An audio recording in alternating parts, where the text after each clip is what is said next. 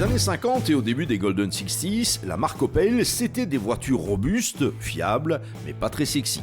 Une situation que la General Motors, qui avait racheté le constructeur en 1929 au fils de son fondateur Adam Opel, décidait de faire évoluer en améliorant l'image des différents modèles d'une marque qui allait prendre le Blitz pour logo. Apparurent sur la route les Kadett A, Commodore A, Olympia A, Record P2, ainsi qu'un petit coupé que personne n'avait vu venir.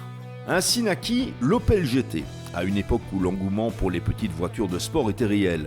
Il n'en fallait pas plus à la General Motors pour envoyer certains de ses designers américains s'occuper du cas d'Opel. Au salon de Francfort 1965, l'expérimental GT était présenté sur base d'un châssis de Kadett doté d'une mécanique 1,9 litre de 90 chevaux et surtout d'une ligne tout en courbe dont la forme rappelle la célèbre bouteille de Coca-Cola. Pas de doute, les géniteurs sont bien ricains. L'enthousiasme des visiteurs du salon est palpable et une étude de marché plus loin, le processus de production peut démarrer. L'expérimental GT devient Opel GT, officiellement lancé en septembre 1968 avec deux motorisations différentes, le bloc d'1,9 litre, mais aussi un plus modeste 1100 cm3 de 60 chevaux. Le succès est immédiat auprès du public qui voit dans la GT une sorte de petite Chevrolet Corvette C3. Autre production de la General Motors, sortie en 1968, soit la même année. Aucun hasard donc à ce lien de parenté. Ce qui fait la force et le charme de la GT, c'est une ligne qu'il convient de qualifier d'équilibrée et de dynamique, notamment caractérisée par des phares escamotables selon un système de basculement mécanique qui étonne encore aujourd'hui. Mais au fait, pourquoi des phares escamotables ? Juste pour faire joli, aérodynamique et conférer à l'auto des yeux de grenouille ? Et non. Aussi destiné à être exporté aux États-Unis, l'Opel GT, au capot avant plongeant, n'atteignait en fait pas la hauteur minimum imposée par la réglementation américaine. Une fois les phares visibles, c'est le cas, c'est QFD.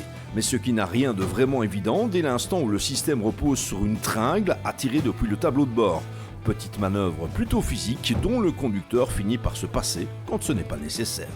Puisqu'on est dans l'habitacle, restons-y. La GT étant une 2 places, c'est forcément spartiate, mais la position de conduite se révèle aussi sportive qu'agréable, au même titre que le petit volant. L'Opel GT que vous avez sous les yeux est la célèbre version 1,9 litre de 90 chevaux, en fait le moteur de la Record 1900. Le petit bloc de 1100 cm3 n'a quant à lui pas eu le succès escompté dès l'instant où ses 60 chevaux manquaient singulièrement de caractère.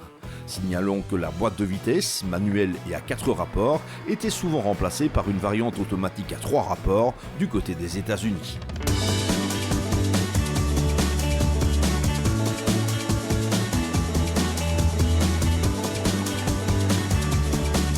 En fait, avec la GT, Opel a mis dans le mille à quasiment tous les niveaux.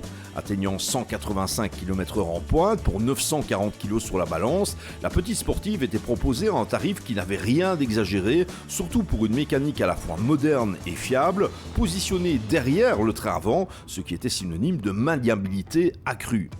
C'est d'ailleurs là l'autre point fort de la GT, un châssis de grande qualité qui permet d'aller vite partout et de se faire plaisir à une époque où c'était encore possible. Le tour de force d'Opel est donc d'être parvenu à créer une excellente petite sportive en utilisant un maximum de pièces issues de la grande série.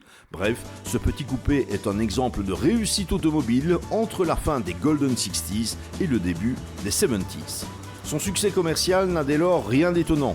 La GT a été construite à plus de 103 000 exemplaires, dont 70 000 ont pris la direction des États-Unis. Preuve de la qualité de cette auto, on en retrouve encore sur les routes aujourd'hui, comme le démontre notre superbe exemplaire.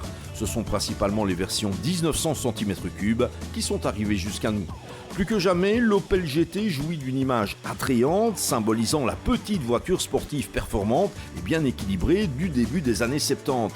Si sa carrière n'a officiellement duré que 5 ans, cette sauvageonne frappée du Blitz a incontestablement marqué l'histoire de l'automobile allemande et américaine.